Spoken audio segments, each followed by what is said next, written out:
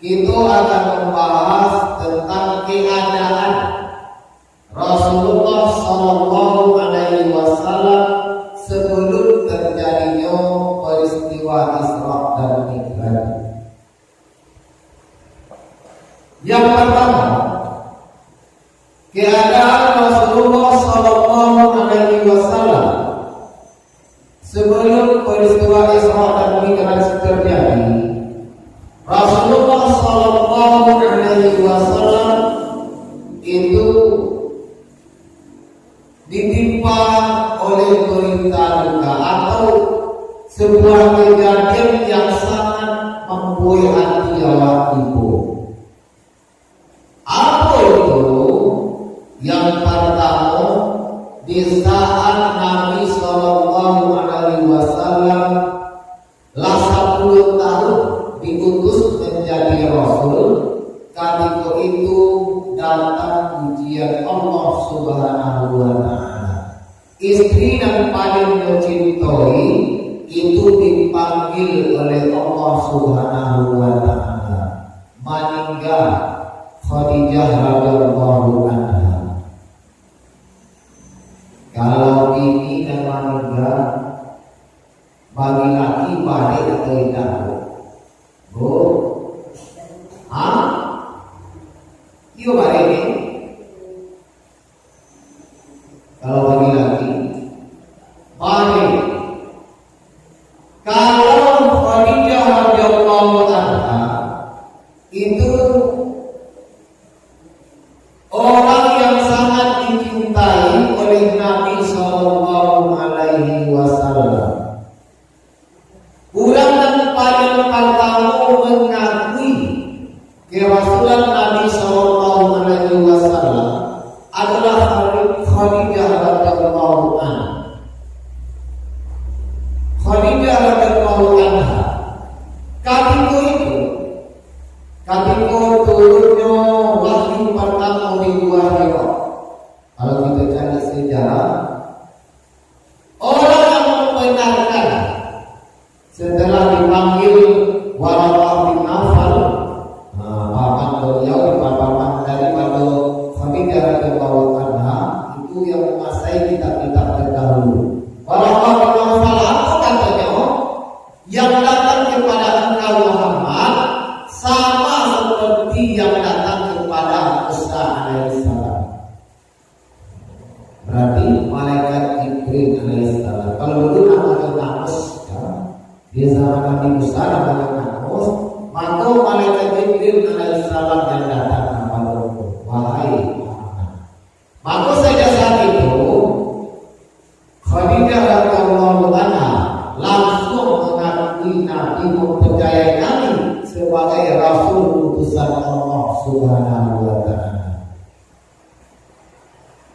Di balik itu, pengorbanan Khadijah radhiyallahu anha kepada Islam, kepada perjuangan dakwah Islam itu sangat luar biasa. Beliau adalah orang yang kaya di kota Makkah ketika itu. Seluruh harta itu disumbangkan, dipamerkan untuk dakwah menyebarkan Islam. Sehingga sampai dalam riwayat dikisahkan Khadijah radhiyallahu anha pernah berkata, kalau itu disampaikan oleh ulama-ulama yang membahas tentang Isra Mi'raj. Apa kata Khadijah radhiyallahu anha? Wahai junjunganku Muhammad Sallallahu Alaihi Wasallam, andai kata seluruh hartaku, seluruh hartanya habis untuk jalan Allah, untuk menyebarkan Islam ke penjuru dunia kau. Sama kalau kau masih butuh untuk bisa sampai lain menyebarkan Islam, lama nikah kesuruh hai bimbinganku, maka ganti kuburan dan aktif tulang belulang dan susun untuk jabatan supaya bisa kau titik menuju tempat dakwah. Itu perumpamaanku. Jadi mana pengorbanan Khadijah radhiyallahu anha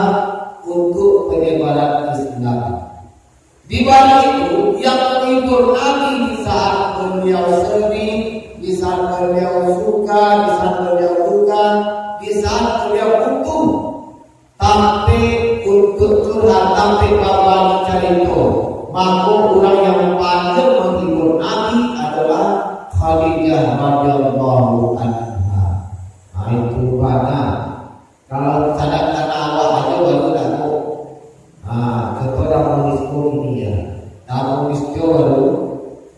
Kalau ada yang kata meninggal dalam rumah beliau, alamat itu apa ya? Tentang kopi pagi nak dulu. Tentang satu nasi biasa nasi bahasa dua. Saya mencari nasi dan lagi, dia kan? Dulu kau dengan nasi muda ini dah boleh. Atau kalau kali pulang dari airport, kita pakai jo. Kalau biasanya tu tak kopi. Ini tak le. Lah bagi nama air tu. Apa? Ada lagu ni namanya Pasar Kuo, Pasaran Kina. Sehingga saban tadi usul salo nasi pasuko kita bayar nasi bakua air mato tidak. Dia betul bisa. Di seluruh tuanan kalau mendampil hidup, nanlah meninggal. Di kebayang-kebayang masuk murid Nabi Sallallahu Alaihi Wasallam. Ibu hati Nabi. Tidak cuma itu saja bapak-bapak dan ibu. Yang paling dia Nabi Sallallahu Alaihi Wasallam. Silam beberapa bulan setelah itu meninggal puluh kurang dan nomor 2 dengan kesayangan Nabi Sallallahu Alaihi Wasallam. Yaitu paman beliau Abu Thalib bin Abdul Muthalib. Meninggal paman beliau Abu Thalib. Kalau Abu Thalib orang yang masuk Nabi yang mengadakan Nabi dari titik dua, sehingga Nabi bisa beranjak dewasa, bisa berumah tangga, itu dalam asuhan Abu Thalib bin Abdul Muthalib. Lalu Abu Thalib adalah orang yang melindungi Nabi ketika Nabi berdakwah. Pernah suatu ketika di saat Abu Thalib mendatangi di orang-orang kafir Quraisy.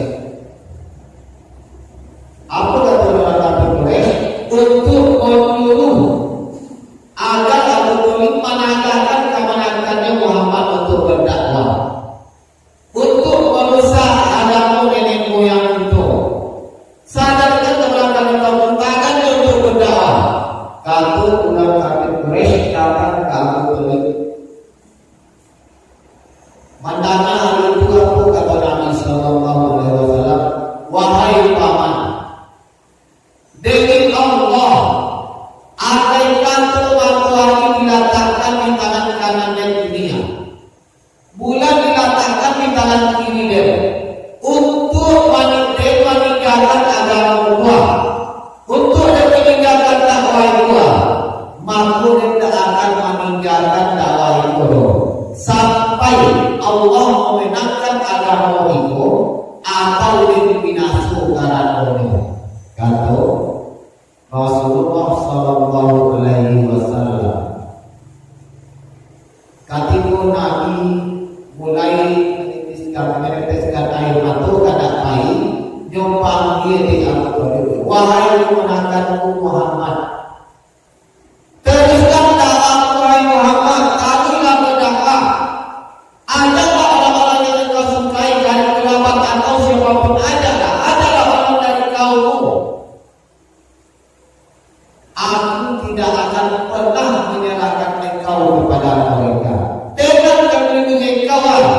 Kata Abu Thalib, walaupun Abu Thalib tidak masuk Islam, tetapi Abu Thalib adalah pelindung dakwah Nabi SAW.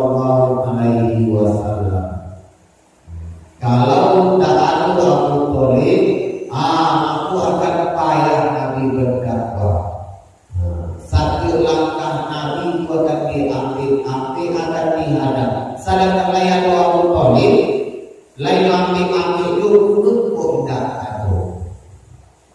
Jadi takkan di Nabi Sallallahu Alaihi Wasallam kalau dicari kulun peristiwa kata Nabi masih remaja, masih kete.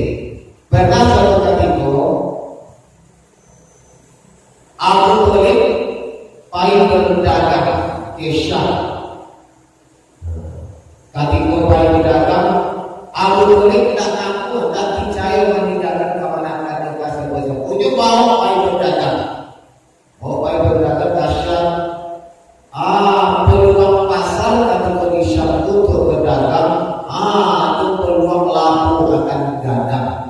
Sebab barang dagangan yang dibawa adalah barang dagangan yang laris di Syam. Alhamdulillah peluang gadang. Ketika sampai di suatu tempat, lupa bertempatnya. Basmula itu pendeta Bukhara kalau tak salah. Basmula itu pendeta. Pendeta itu adalah orang ahlul kitab, orang yang menguasai kitab-kitab terdahulu. Satu di Waraqah bin Nawfal yang diceritakan tadi. Apa kata pendeta tadi? Pendeta Bukhara tadi. Kata Abu Talib, setelah mencari-cari kado pendeta tadi, nyosamulah Abu Talib. Ikuah anak nenek anak yang masih remaja, jago elok-elok. Jangan sampai orang lain menyakitinya. Karena beliau adalah nabi utusan Allah, nabi terakhir yang dikabarkan di dalam kitab Taurat, kitab Zabur dan kitab Injil. Dia itu tanda-tandanya yang didalilkan di dalam kitab Injil, di dalam kitab Taurat dan kitab Zabur, kitab-kitab terdahulu itu, nampak di pendeta Bukhara ini. Manakala hal seperti itu, jangan dibawa ke Syam, dibawa ke nyanyi dalam Islam.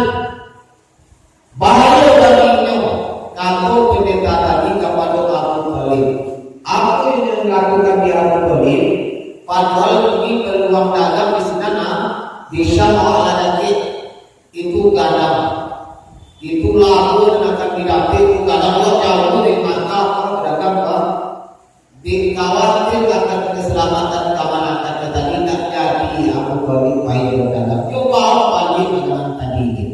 Laku gadang, untung gadang, ini banyak dikorbankan di Abu Talib demi menyelamatkan mengikuti Rasulullah Sallallahu Alaihi Wasallam.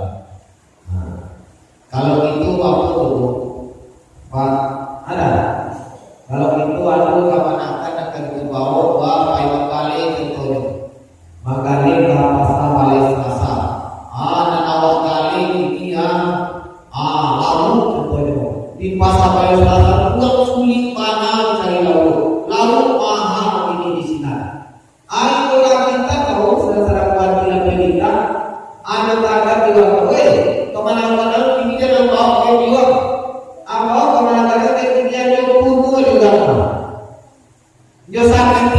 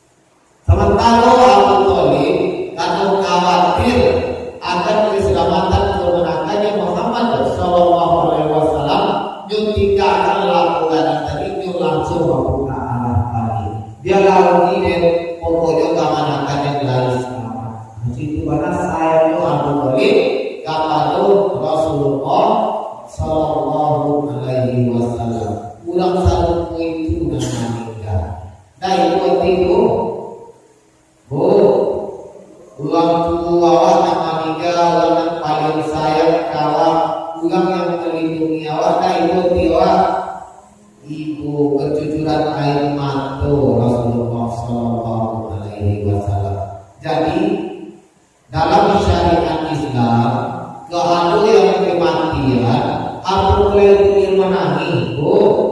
Boleh menangis, bu? Boleh menangis dah? Lain. Itu adalah tanda kasih sayang. Maninggal yang menawar saya, maninggal yang menawar cintoi, maninggal yang paling akhir awak. Menitis air mata, menangis awak wajar. Itu manusiawi, itu tanda kasih sayang. Nah, tak boleh dalam agama kita itu meratapi secara berlebih-lebihan sampai menggaruk-garuk rambut, sampai merobek-robek pan. Bisa udah dalam hati kawan kan kita pegang doi. Apa lah? Yang gendang piring itu apa?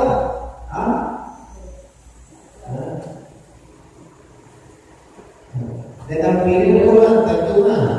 Apa piring itu kan dah apa? Secara gendang itu masih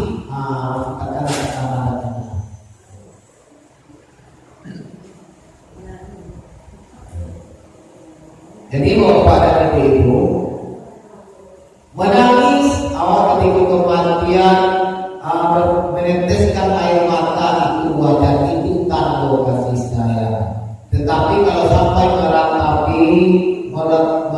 secara berlebihan, sampai merobek-robek baju, sampai mencakar-cakar kepala atau pingsan beko sambil matuk-atuk, itu yang dilarang anak-anak itu. Itu yang tak kita bolehkan. Itu yang membuat main tersiksa karena perbuatan awak. Disangku awak lain saya, disangku awak lain itu kepada si main, gara-gara ratapan awak tadi, jamain dari tersiksa. Tersiksa kok ada berbagai penafsiran ulama. Penafsiran yang paling kuat, yang tersiksa di situ maksudnya bukan dirinya, bukan jasadnya yang tersiksa, tetapi batinnya yang tersiksa. Rupanya ulangan tertinggal atau awas dimai dari ikhlas malah pendeknya. Makanya kalau menghadap Allah Subhanahu Wa Taala penuh dengan hati ibu, penuh dengan kekecewaan. Dan paling mengharapkan desimai ketika keluarga, ketika ini ulama meninggal, maka orang yang ada di sekitarnya, keluarga ini mengikhlaskan itu untuk kematian itu untuk menghadap Allah Subhanahu Wa Taala. Maka ketika itulah main akan sana. Kalau diratapi, kalau diatur secara baladi, itu membuat main balik tersiksa dari menghadap Allah Subhanahu Wa Taala. Jadi peristiwa Isra dan Mi'raj itu ada dua kejadian sedih yang menimpa Nabi Sallallahu Alaihi Wasallam. Yang pertama itu meninggalnya istri beliau Khadijah radhiyallahu anha. Dan kedua meninggalnya paman beliau Abu Thalib bin Abdul Muthalib. Dan itu terjadi pada tahun 10 kenabian. Dan ketiga itu ringkas tapi itu aku kejadian yang menguatkan iman. Kejadian yang menguatkan iman apa? Datang sekelompok jin kepada Nabi Sallallahu Alaihi Wasallam menyatukan beriman dan masuk Islam. Itu digambarkan dalam surat Al-Jin ya. Datang sekelompok jin kepada Nabi Sallallahu Alaihi Wasallam untuk menyatukan masuk Islam, mendengarkan Al-Quran. Jika itu jin lewat, tadana lantunan Al-Quran yang indah jin tadi. Maka pimpinan jin tadi mendengarkan elo-elo, akhirnya tertarik untuk masuk Islam dan membawa sekelompok kaumnya. Jadi Nabi aku bapak-bapak dan ibu-ibu diutus bukan hanya untuk itu manusia saja, tetapi